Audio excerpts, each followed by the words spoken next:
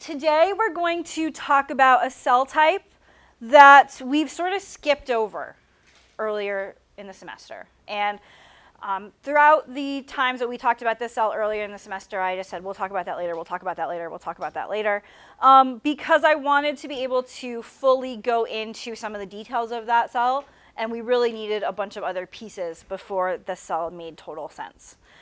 This cell is the NK cell, and so today we're going to talk about NK cells.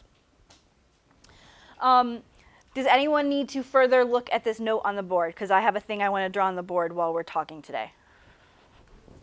Huh? Well, there's going to be a table over here, and there's going to be drawings over there.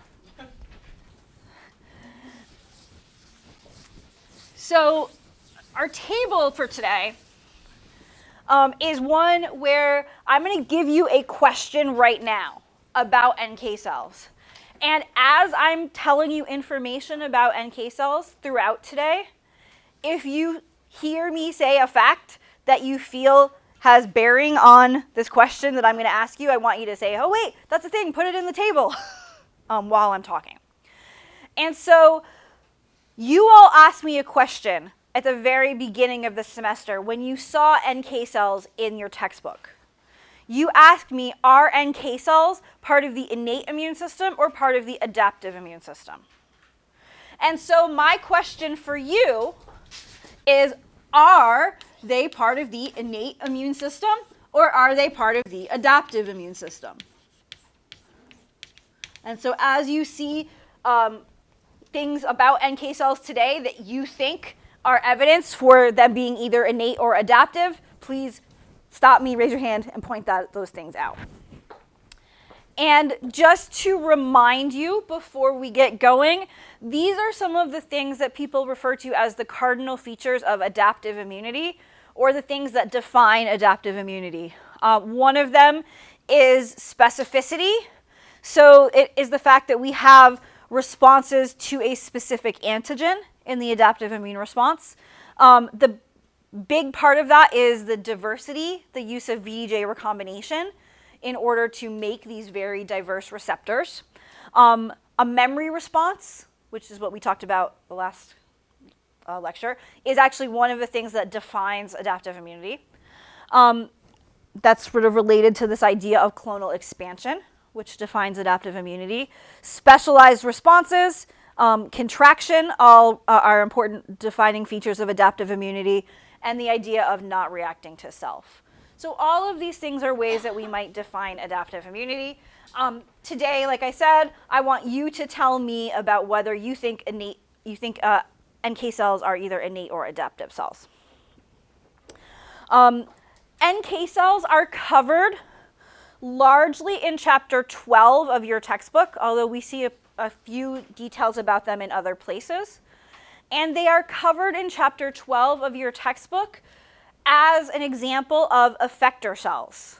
So cells that have some kind of effect against pathogens. This figure shows a lot of the different potential options for effector cells that we see in the immune system. So you can see we had our CD4 cells that can produce cytokines to be helper T cells. And then there are a number of types of cells in the immune system that are effector cells because they are cytotoxic. They are able to kill some other cell type. Those cytotoxic cells include CD8 positive T cells that are able to recognize antigen on class 1 MHC, as well as a specialized type of T cell called an NK T cell. NK T cells recognize lipids that are presented by CD1. And our final type of cytotoxic cell is this cell type known as the NK cell. One of the reasons why I have this figure is because I want to make it clear that NK cells and NKT cells are not the same thing. NKT cells are a special subset of T cells. NK cells are a totally different thing. Once upon a time, people had them somewhat confused because they were both cytotoxic and they both expressed a particular flow cytometry marker called NK1.1. However, we now know that NK1.1 is not on just NK cells, it's also on this separate set of cells called NKT cells. So today we are not talking about those cells that recognize lipid on CD1. We are talking about this separate group of cells, the NK cell.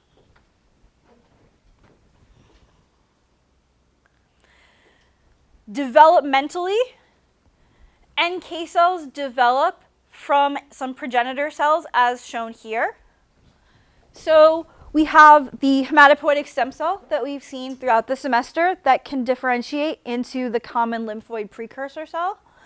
And then the cell that is going to potentially become a T cell can also differentiate to become an NK cell. Yes, Emilio? Wouldn't that be an argument to place it as part of the adaptive immune system since it serves a precursor with other cells that are part of the adaptive immune system? Yes. So one reason why we might think about NK cells as adaptive cells is that NK cells do come from the lymphoid progenitors instead of the myeloid progenitors.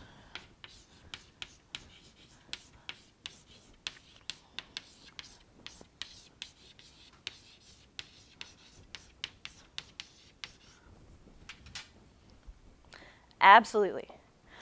On the right-hand side of this slide, you can also see a cartoon version of an NK cell as well as a version of an NK cell from an H&E stain, like we looked at in Lab 1 at the beginning of the semester. And if you look at that NK cell under the H&E stain, what might you notice about it, or what would you say? Remember when we were counting different kinds of cells? Did you have a column where you counted NK cells? No, you didn't have a column where you counted NK cells. Where did they fall in all of the data that you were counting? Because they are found in the blood, but you actually counted them in along with some other cells. Yeah, Emilio? Lymphocytes. They look just like lymphocytes in the microscope, and you counted them along with lymphocytes when you were counting cells. And so you could kind of even say they have a lymphoid progenitor and they have some sorts of structural similarities to lymphocytes, or at least similar to lymphocytes under a microscope.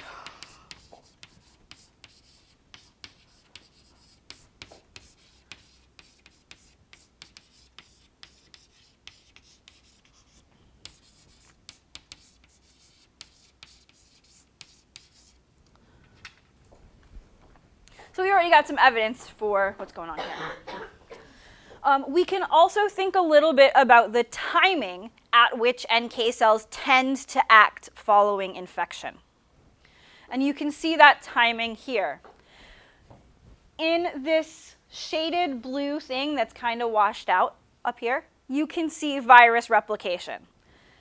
So at the beginning, we have no virus. We are infected. The virus replicates to a high level, eventually comes back down and is cleared. In the black solid line, you can see the CTL response, where CTLs are making their primary response, which we have seen thus far this semester. In the black dotted line, you can see production of interferon alpha and interferon beta as a result of PRR stimulation that we've talked about at the very beginning of the semester. And in the blue solid line, you can see the timing of the NK cell response. Yeah, Molly? That's evidence for NK cells being replicating. Okay. They respond quickly. Yeah. So innate immune cell, or NK cells, respond quite quickly.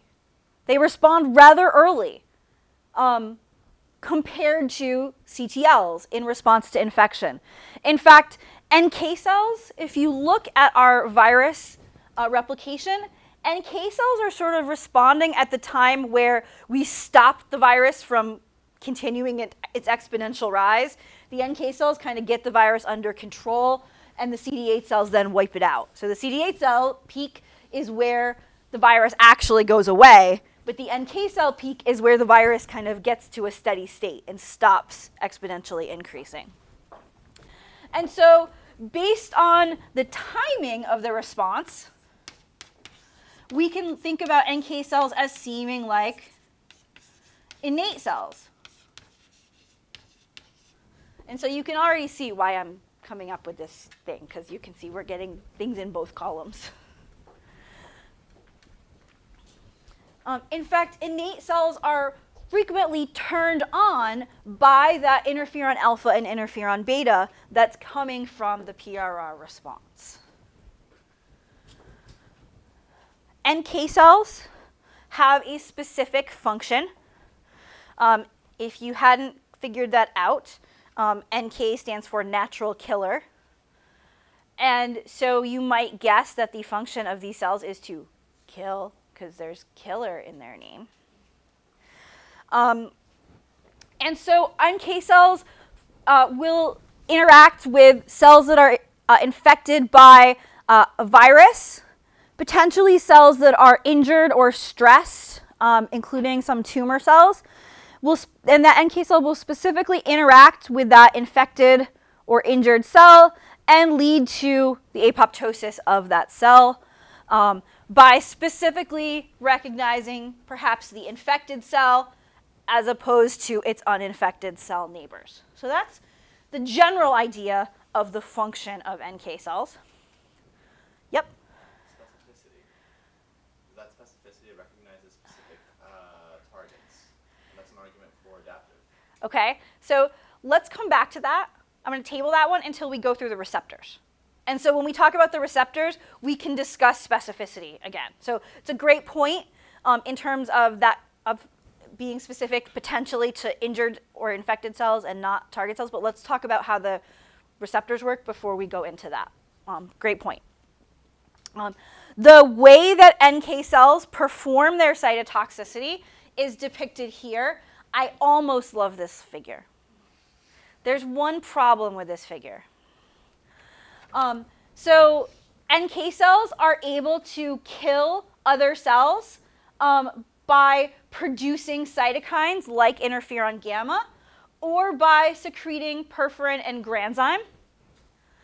We can also see the use of fast ligand interactions with NK cells killing. And so fast ligand is not shown here, but NK cells can kill using fast ligand, as well as perforin and granzymes and cytokine production.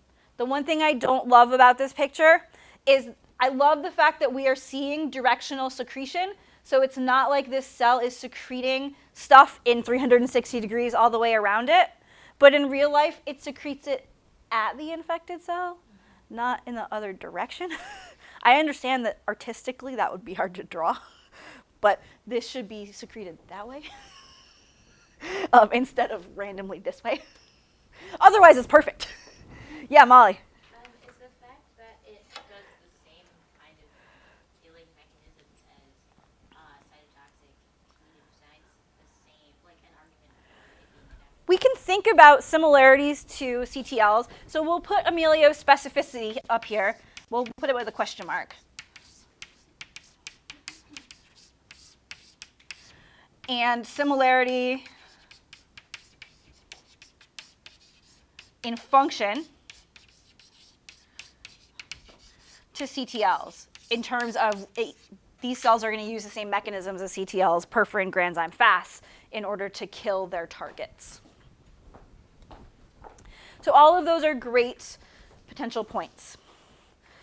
But what I haven't told you yet is how the NK cell gets activated, how it knows what to do, what to kill, sort of the details of the receptors, as I said to Emilio. There are two different things that are important in activating NK cells. One of those things is a type 1 interferon. So type 1 interferons, aka interferon alpha and interferon beta, can be produced and allow for the proliferation of NK cells and their differentiation. So the type 1 interferons are generally very important here in this process. But we also need to have some receptors on our NK cells. Broadly, our NK cells are called NK cell receptors. You can see some examples of NK cell receptors shown here. The NK cell receptors can be divided into a lot of different families. Your textbook divides them into the families that are shown here. And so you can see that there are some that are listed as NKG2 family members. So there's one called NKG2A, and there's one called NKG2B, and there's one called NKG2C, and there's one called NKG2D. So that's why it says A through D after NKG2 here. There are some that are called natural cytotoxicity receptors. There are some that are called KIRs. And then in the mouse, there are some that are called the Li49A family. These have different types of structures. So some of them have immunoglobulin domains. Others have lectin-like domains. And that influences things like their ligands. But the other thing, and so we can classify all of our NK receptors into some of these different groups. But when I think about classifying NK cell receptors, I think about classifying them in a slightly different way. NK cell receptors can also be classified into the two general groups of activating receptors and inhibitory receptors. And so all of our NK receptors are either activating receptors or inhibitory receptors. What you will notice is that with all of our activating receptors, there is a rather short cytoplasmic tail, and there is a partner protein that associates with the NK cell receptor. That partner protein contains ITAMs. And an ITAM, as you well know, is an immunotyrosine-based activation motif. So it allows for signaling to activate the cell and is thus on an activating receptor. The inhibitory receptors, by contrast, generally have a longer cytoplasmic tail, and that longer cytoplasmic tail contains a region known as an ITIM.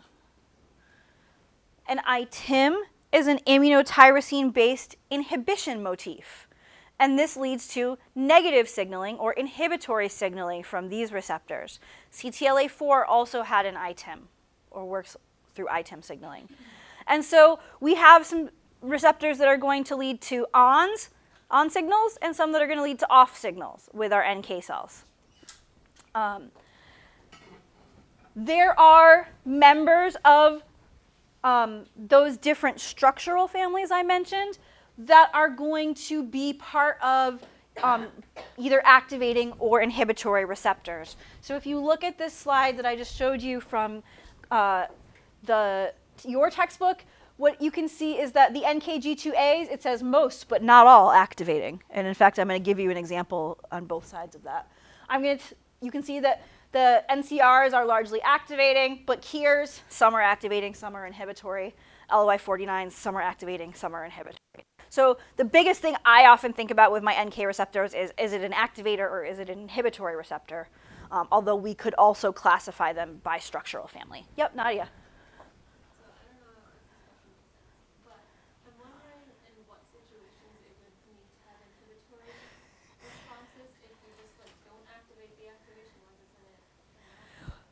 That is a whole bunch of what we're going to be talking about. So it's, I got slides to answer that question. So before I sort of start to address exactly what Nadia's question asked, I just want to tell you one other thing about some NK receptors and their genetics. So NK receptors are found in a couple different places on the chromosome. So in humans, you have some NK receptors encoded on chromosome 12 and others on chromosome 19. What you can notice here is that there's a lot of them. And so you have a whole bunch of NK receptors that are possible. There's something else that's really interesting and important about NK receptor genetics as well. I told you previously that HLA is the most diverse gene in the human genome. We have the largest number of alleles of different HLAs in the human genome.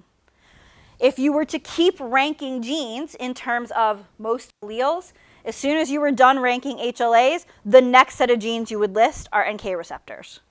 So NK receptors are sort of the next most polymorphic genes in humans after HLAs. And that is going to be important in how they're working. NK cells were not particularly well understood until a number of experiments, some of which were done by a scientist named Klaus Carr. And so I'm going to tell you a little bit about some of the experiments that he did. I will tell you that I am going to kind of, again, just like I did at the beginning with von Behring and Kitasato, I'm going to be sort of compressing a few different studies he did and putting a few things together, oversimplifying a few things that he actually did to try to make the story make a little more sense. So if you read this paper, you would not get exactly the experiments that I'm going to tell you about right now. I'm also going to be drawing some things on the board and writing a few things. And in some places, it's going to look like I'm writing a lot of information, or not a lot of information, but like you're going to more words than you might normally write in your notes. And I will tell you that this is an experiment people frequently get really confused about. And so I am phrasing things in a very specific way. And so you might want to pay close attention to how I'm phrasing things. And I'll point it, you'll see as I'm going through. I'll tell you, like, don't write it in your notes this way, because then you're going to be lost. So Klaus Carr was really trying to understand cancer biology when doing these experiments. And he had a strain of mouse, and he had a cell line that was a tumor cell line. And that tumor cell line was called RMA.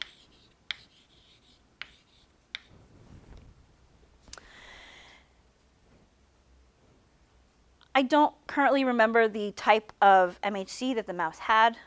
It's kind of important here, but it had a kind of MHC. We'll say for the sake of argument that it had H2B. I could be wrong, but whatever. RMA also had H2B.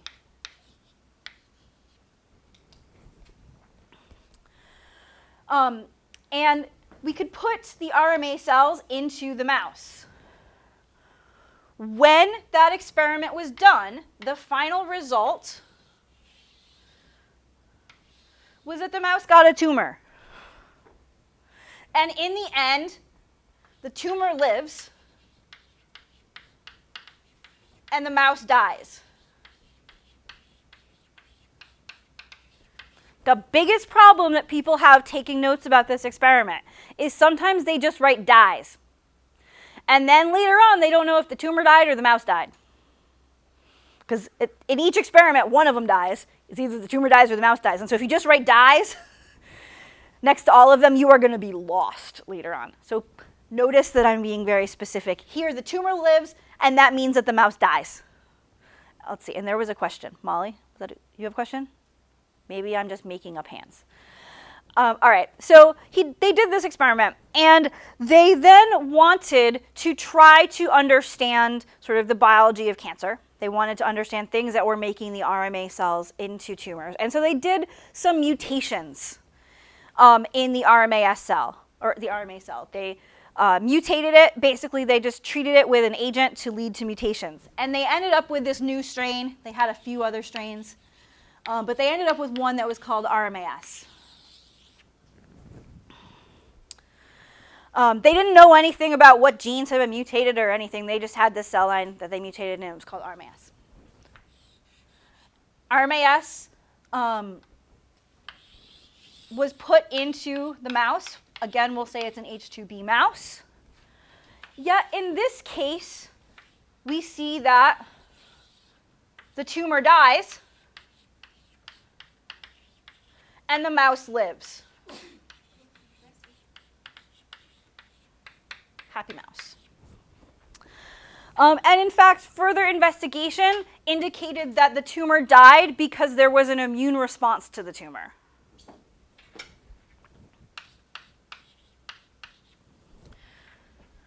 And in fact, they named these cells RMAS cells because they were sensitive to this immune response, RMA sensitive. whereas the other ones were not sensitive.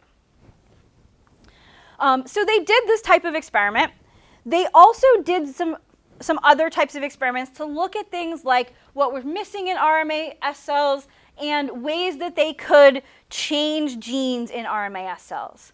And I'm going to tell you a slightly artificial version of this experiment because it's easier than trying to tell you the full version right at the moment. But let's imagine just for a second that they took RMAS and they expressed H2B in it.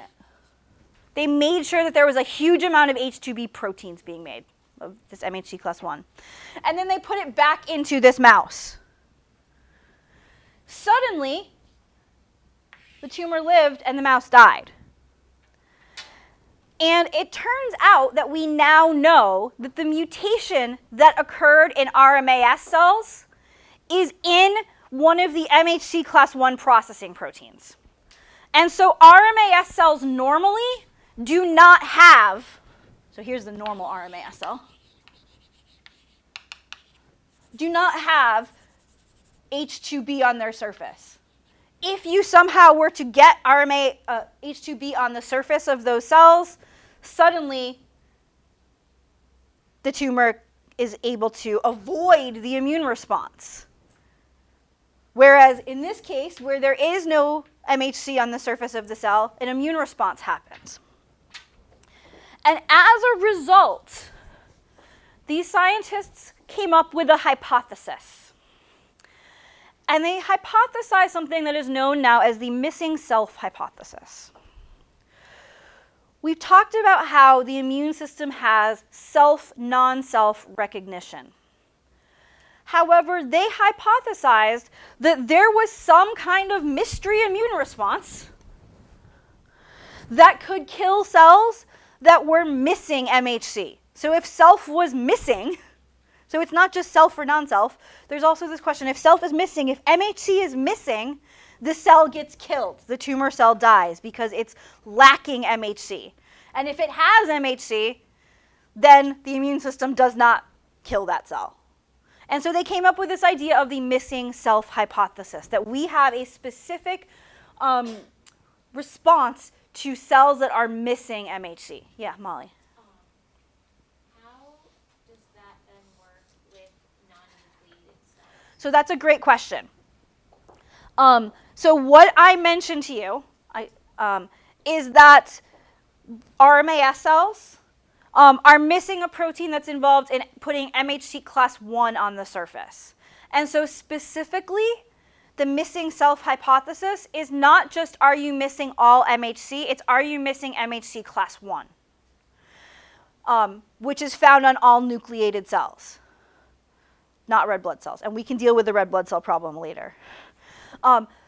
Clearly, this can't be a thing where we're looking for missing MHC class 2, because most cells of your body are missing MHC class 2. And so really this is MHC class 1 present or absent? So that's what's going on here. So now if you think about this for a second, let's think from an evolutionary perspective. Why might it be important to have a response to cells that don't have MHC class 1 on their surface? Clearly, we did not evolve in response to RMAS cells that somebody made in the lab. Why might there be a situation where it would be important for you evolutionarily to respond to self cells that are missing MHC? Because the RMAS cells are actually basically self cells that are missing MHC. Why should you have a response to self cells that are missing MHC class 1? Yep, Emilio. The virus develops a mechanism to avoid being displayed on MHC class 1 by simply stopping that interaction to get to the cell surface. There has to be a way to still get to those cells that have that workaround. Yeah. So when we talked about MHC class 1, we talked about all sorts of ways that different viruses actively try to avoid MHC class 1 and actively block MHC class 1 presentation, possibly pulling MHC off the surface or at many other steps. And in many cases, the end result is the cell has no MHC class 1 on its surface. So viruses have sort of battled us, had tried to get around the immune system by removing class 1.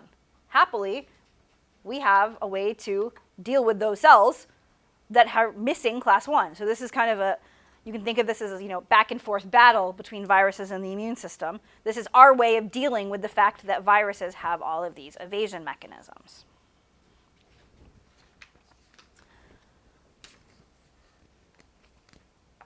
All right, so I think a lot of the questions that some of you all have right now are going to start getting answered with the next couple of slides. So you guys are going to feel better about this with the next couple of slides. So because we have an idea now of how the missing self hypothesis works and how this whole process works. And the really important proteins that are in this process are, in fact, the inhibitory NK receptors. This table shows some of the inhibitory NK receptors. One of them is called NKG2A. And I'm going to talk specifically about NKG2A and how NKG2A works. It works along with a partner called CD94.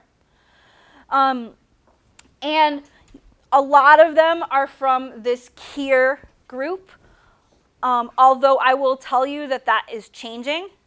So KIR originally, you will notice I never told you what KIR stood for. It's because when KIRs were named, they stood for killer inhibitory receptors. And then people figured out there were a bunch of them that didn't inhibit.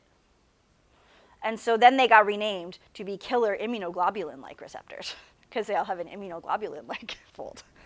And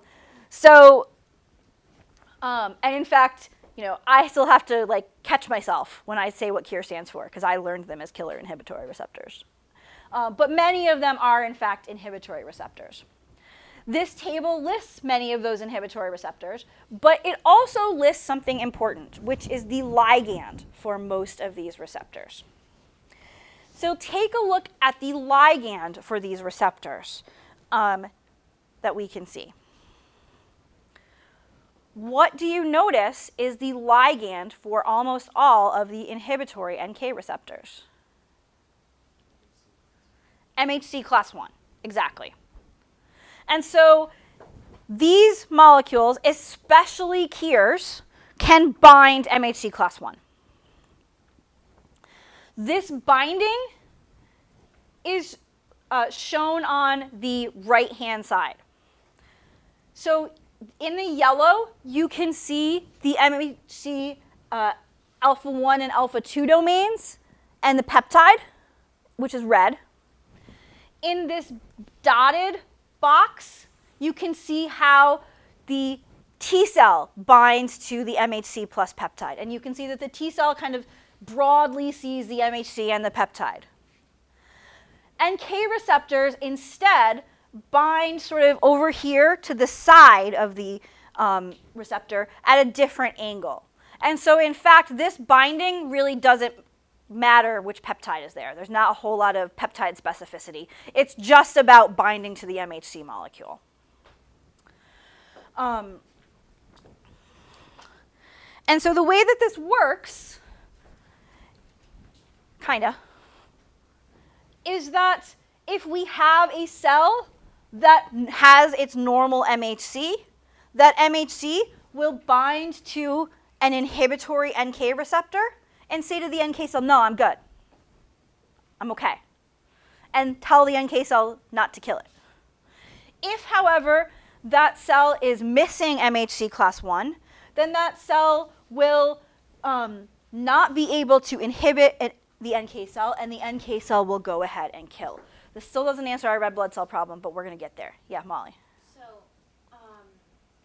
kind of counter to what Emilio said earlier, since NK cells bind a general kind of not self-general protein, doesn't that make it more of reminiscent of the innate immune system? So they're not totally antigen specific here. They're specific to cells that have a problem, which is what Emilio is getting at, but now that we look at how that specificity happens, we see that it's not really an antigen specificity. We'll come back to this still, because we have some more receptor issues to come up with. But oh yes. One of the other really important NK receptors is a receptor called NKG2A. And NKG2A binds with a partner protein called CD94. NKG2A and CD94 together are able to bind to, are specifically inhibitory receptors, and they have a specific ligand. The ligand for NKG2A is called HLA-E. In humans, obviously. If you look at the word HLA-E, it's not really a word. If you look at HLA-E, and you think back to some other stuff that we've learned, what does HLA-E sound like it is? What would you guess it is? What do you think? MHC class 1. It has a name that sounds like MHC class 1. It has one letter after HLA. But in fact, it's not an MHC class 1 molecule exactly. You can even look at its structure. It looks really similar to an MHC class 1 molecule. The trick with HLA-E is that HLA-E only binds one kind of peptide. It doesn't bind all sorts of crazy kinds of peptides. It only binds one special kind of peptide. And you guys are looking at me like, oh my gosh, this is ridiculous. When I tell you what it does, you're going to be like, oh, that's clever. So, when we do biosynthesis of proteins, those proteins are biosynthesized by a ribosome. Sorry if that is a shocking development. Ribosomes are generally found in the cytoplasm of cells. If the ribosome is translating a transmembrane protein, then the ribosome will move from the cytoplasm to the ER and start doing translation and shoving that protein across the ER membrane. And it becomes the rough ER. How do you think, or how do you remember from Bio 250, that the ribosome knows it's time to go to be part of rough ER? How does the ribosome know? Yep, Amelia. There's a signal sequence. The first few amino acids of that peptide are known as a signal sequence. Here it's listed as a leader sequence, but it's a signal sequence, is what you guys learned it as. The signal sequence is at the beginning of many of these proteins. It gets cut off at some point during the biosynthesis of the protein. Well, it turns out that your normal MHC class 1 molecules, like HLA-A, have to be biosynthesized that way. They have a signal sequence on them that gets cut off for them to be made and be chilling here waiting for peptide. HLA-E only binds to signal sequences of MHC class 1 molecules. So it is basically a way that the cell can show, I am biosynthesizing MHC correctly. And so the only thing that HLA-E presents is the signal peptide, or the leader sequence as it's shown here, but it's the signal peptide of other MHC class 1 molecules to verify that the cell is doing MHC biosynthesis correctly and that the cell is potentially healthy. Yep, Marina. Okay, you figured it out? Okay. And so in the end, again, the cell can have something like NKG2A on its surface looking for HLA, looking for its ligand HLA-E, so that our self cell can be like, no, I'm good. Everything's okay. You don't have to kill me. And if that biosynthesis is missing, then we have no more inhibition and we have killing. So you might look at this and be like, okay, so this is a pretty interesting system, but A, she already told us there were receptors called activating receptors. And B, we can still imagine some problems, like problems with red blood cells. And so to fully understand NK cell biology, we also need to understand some things about NK cell activating receptors. So in addition to NK inhibitory receptors, our NK cells also have activation receptors. So our NK cells, in fact, do require an on signal as well. They require activation by an activating signal to be able to kill. Some of the NK cell activating receptors are shown here. I'm going to talk through a couple of them specifically that are shown here. But there are a couple things I want you to notice about them. So I'm going to tell you a little bit about NKG2D, and I am going to tell you a bit about CD16. I want you to look at the ones in the middle that I'm not going to tell you a lot of details about. As you look at things like the details of their ligands, when you look at the ones in the middle that I'm not going to tell you about, what do you notice that they have in common? Question marks.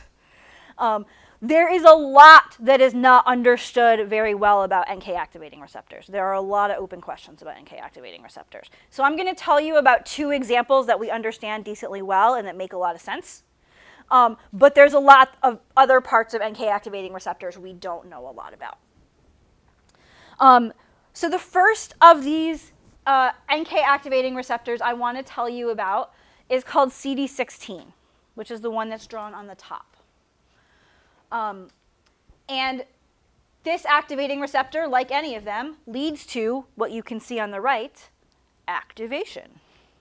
Big shocker for an activating receptor. CD16 has another name.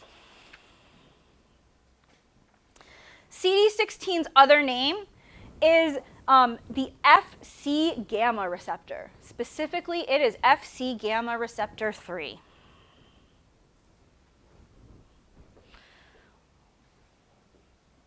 Have you heard of an Fc receptor before? Yes? What does an Fc gamma receptor bind?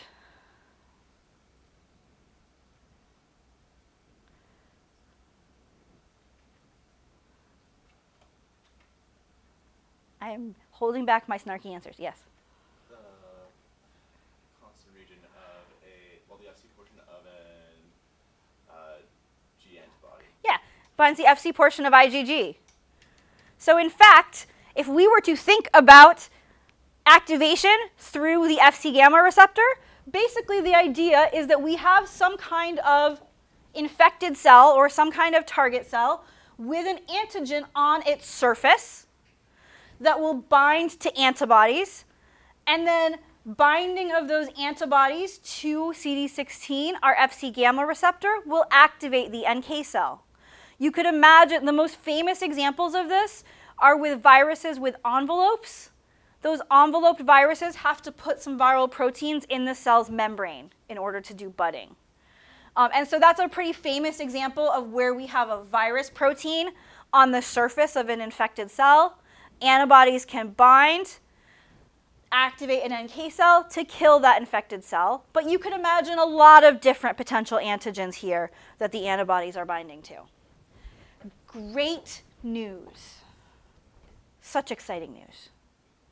You already learned this. When we talked about the effector function of antibodies, I told you about one called ADCC, antibody-dependent cellular cytotoxicity, or the activation of NK cells. That's exactly what I'm talking about right now.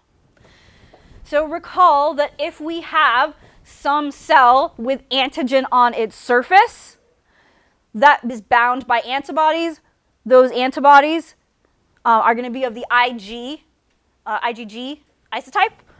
Those IgGs can bind to the Fc receptor, CD16, and activate the NK cell to kill that infected cell or that target cell that has the antigen on its surface. Yep, Emilio. Dumb question. Yeah.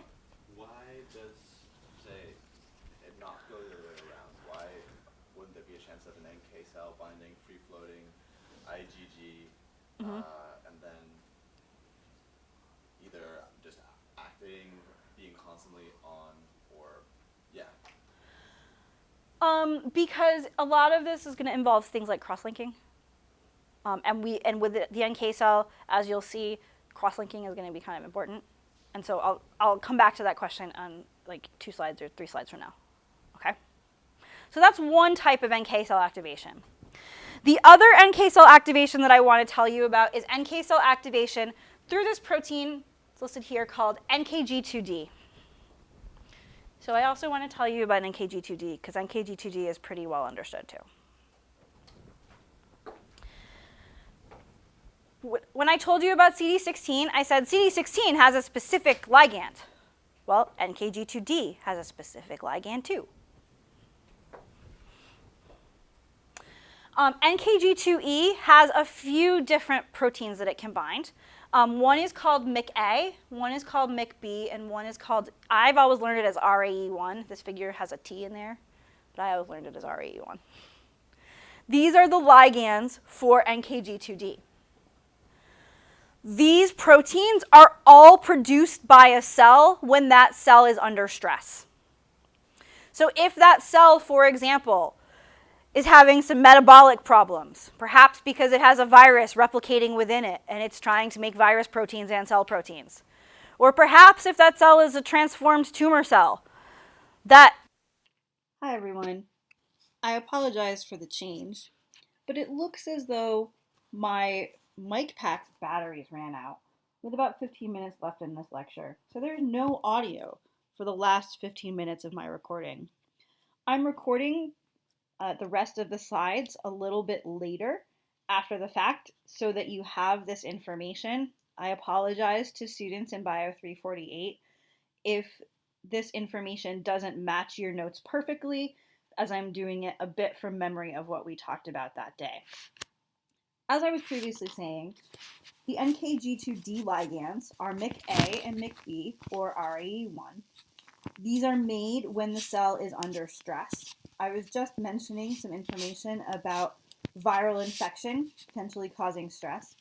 It's also possible that a cell could be transformed and could be undergoing stress from the increased replication that a transformed cell is going to undergo. You can see this process happening here.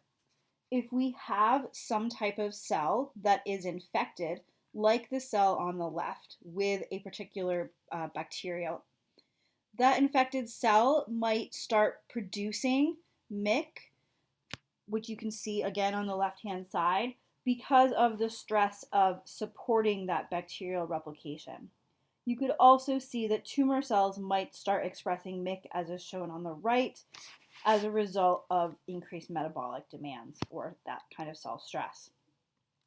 Either of these can be a ligand for the activating NK receptor, NKG2D, which is shown on the right-hand side. So on the left, you can see a healthy cell with MHC class 1 presenting the leader peptide, so this is specifically HLA-E presenting the leader peptide, binding to the NK inhibitory receptor, NKB2A, that turns off our NK cell.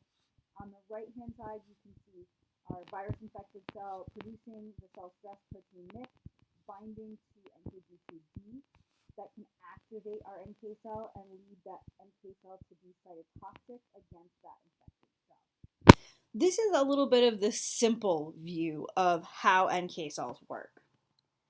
In reality, NK cell activity looks a little bit more like what you see on this slide. If you look first at the middle part of this image, you can see a cell that is missing MHC class 1, so there is no way to inhibit the NK cell activation. And that cell also has an activating receptor. So there's no negative signal, and there is a presence of a positive signal. In that case, we will kill that cell. You can see will die is written on the cell. The NK cells will be activated. But in reality, our NK cells are really looking at a balance between the number of inhibitory receptors, or the strength of inhibitory receptor signaling, and the strength of activating receptor signaling, to see if there is an overall plus or an overall minus kind of signal. And so you can see at the top, that if we turn on a lot of NK inhibitory receptors, relatively few NK activating receptors, this is going to lead towards an excess of negative signals, and we're going to inhibit the NK cell. In C at the bottom, you can see that if the balance is a little bit different, where there are more activating signals than there are inhibitory signals, then we're going to activate that NK cell to kill the other cell type. So this is really what NK cell recognition looks like. If I remember correctly, one of the students asked a question earlier in class about what happens with red blood cells, which don't have MHC class 1 as non-nucleated cells. And this really gets at the answer to that question. While red blood cells may be missing MHC class 1 to inhibit NK cells, they also do not necessarily have activating receptors to activate NK cells. Each of our NK cells in the body express different combinations of receptors. So here you can see 4 different NK cells, each from the same individual, and you can see that they each have a slightly different combination of receptors. So each NK cell is going to be a little bit different, and the particular ways it can be activated or inhibited will thus be a little bit different.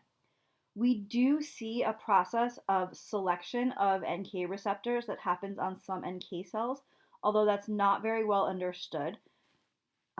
We also can see that that selection allows for us to express NK receptors that seem to work particularly well with our MHC genes. And that's important given the extreme polymorphism in both NK receptors and in MHC genes. In fact, we can see many disease associations based on the specific pairing of NK receptors and HLA genes that people have. So not only are there disease associations based on your HLA type, but there are also disease associations based on the pairing of NK receptors and HLA genes that you have inherited. So you can see here that people who have one copy of KIR3DS1 along with the HLA type HLA-BW4 with isoleucine 80 have decreased disease progression with AIDS, and that's because their NK cells are not as inhibited. Thus, those NK cells are going to kill infected cells more often. We're going to have less virus. You can see similar types of pairings happening and leading to differences in progression with HCV, with human papillomavirus, with some cancers, and with some autoimmune diseases, all in this slide. NK cells also have been shown to play a very important role in pregnancy. This is only one part of pregnancy immunology, but it is something that's been shown to be really important in pregnancy immunology. There's a whole other side to pregnancy immunology that has a lot to do with regulatory T cells and things like that. But one thing that we do know is that the extravillous trophoblast cells, which are part of the placenta, have a large number of specific proteins known as HLA-G. HLA-G is an MHC class 1 like protein, and HLA-G is able to bind to many NK inhibitory receptors and turn off NK cells. So we sort of have this wall at the placenta of HLA-G turning off any NK cells that may come into the area to potentially attack the fetus. And that's important because you could imagine that the fetus is half non-self. The fetus is certainly going to be missing some self-MHC molecules. And so we need to make sure that we actively are turning off NK cells to allow for pregnancy to persist.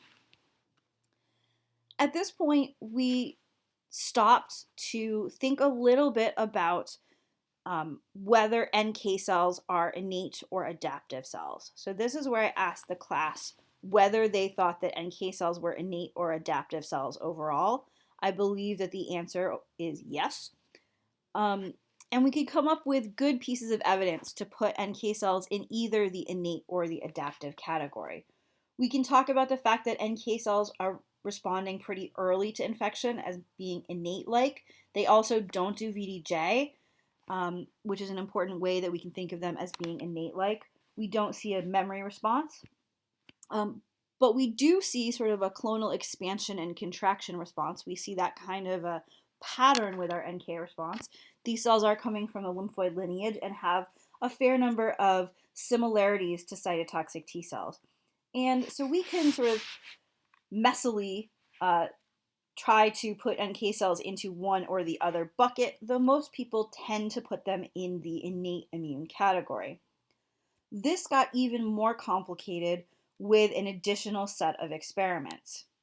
These experiments are described here. In the past, I described some experiments done by an investigator named Joseph Sun that he did during his PhD work. This is actually work he did during his postdoc work. And he was able to demonstrate a phenomenon of NK cell memory. In his experiments, he was looking at cells that were infected with a virus called MCMV, mouse cytomegalovirus. Mouse cytomegalovirus is unique because this virus has a specific viral protein that can bind to an NK receptor called LY49H. And it was shown that in mice that were infected with MCMV, there was an expansion of NK cells that had LY49H, so it was sort of like a clonal expansion, and then there was a contraction of these cells after the infection.